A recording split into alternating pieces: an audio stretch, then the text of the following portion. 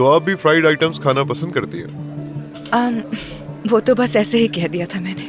नहीं, आपने बिल्कुल ठीक कहा। हर कोई हर चीज में माहिर नहीं होता। हाँ हाँ बिल्कुल, मुझे भी आज ही पता चला कि मैं इसमें माहिर नहीं हूँ। जैतून के तेल का एक अलग ही मेयार है। तो मुझे लगता है आपकी खूबसूरती का राज भी यही है। सही कहा ना मैंने? Excuse me. काश कि आप मुझे पहले मिली होती।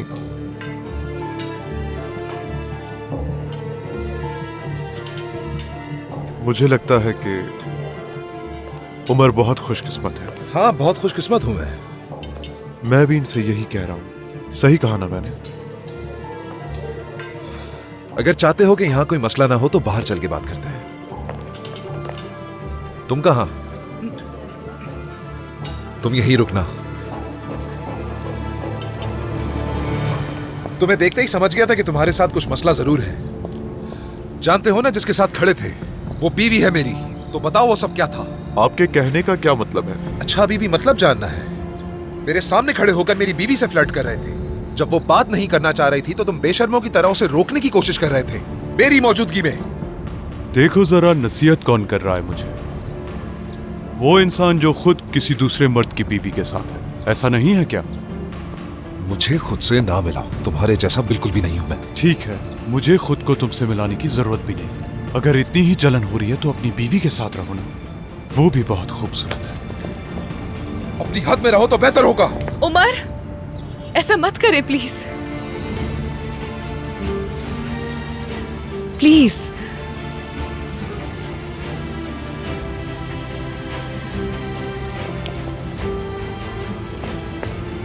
दफा हो जाओ यहां से।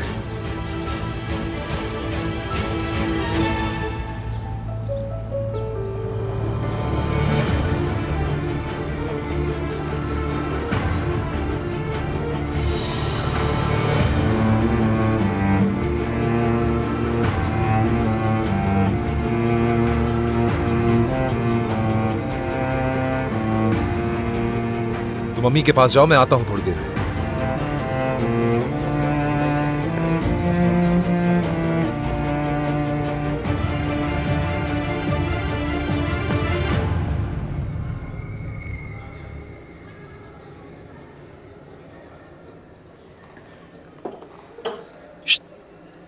हाँ चलो आओ बाहर चलते हैं।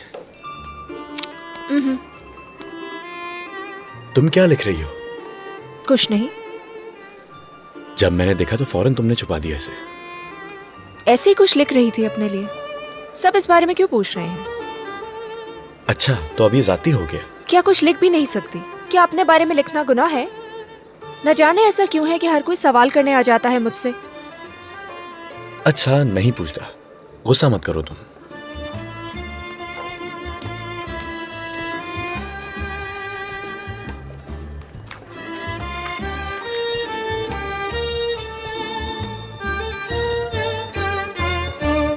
इज़मीर की यूनिवर्सिटी के लिए स्कोर ज़्यादा चाहिए होगा।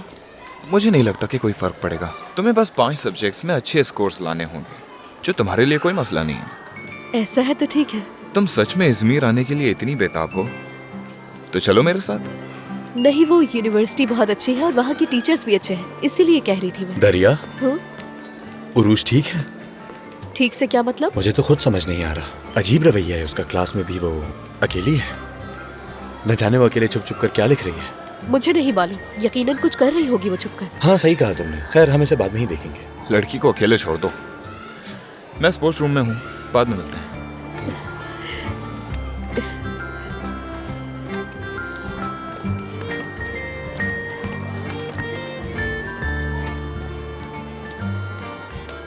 देखो जरा उन्हें, जरूर कुछ तो चल रहा है दोनों के बीच, लेकिन ऐसा क्या हो सकता है? खैर, पता तो चल ही जाएगा। क्या आपस में नाराज हो तुम दोनों? हाँ बिल्कुल, बहुत गुस्सा है उस पर। उसे ये पढ़ने के बाद मोहब्बत हो जाएगी। हाँ, ना यकीनन। आपके आने का शुक्रिया। आपका भी बहुत शुक्रिया। आपका बहुत शुक्रिया। शुक्रिया आपका भी। बहुत शुक्रिया आपके आने का।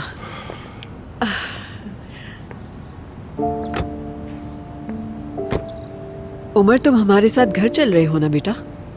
अम्मी मुझे एक जरूरी काम है, आप लोग जाएं, मैं आता हूँ।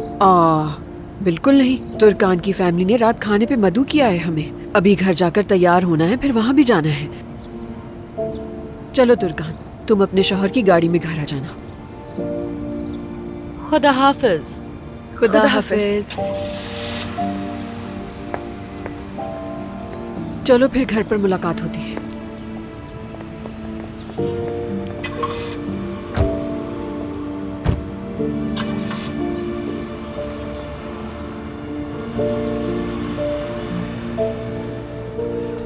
मेरी अम्मी को आखिर इस कदर यकीन कैसे था, ये मैं समझने से कासिर हूँ।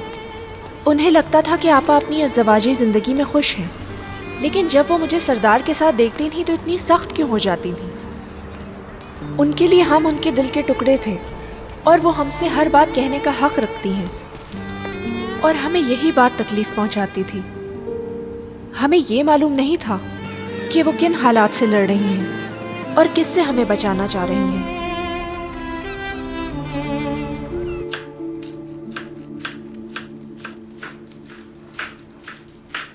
तुमने अगर मसाला लगा लिया है तो इनको फ्रिज में रख दो।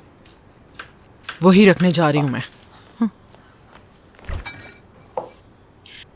रोशन साहिबा आज जरूर परेशान हो जाएंगी।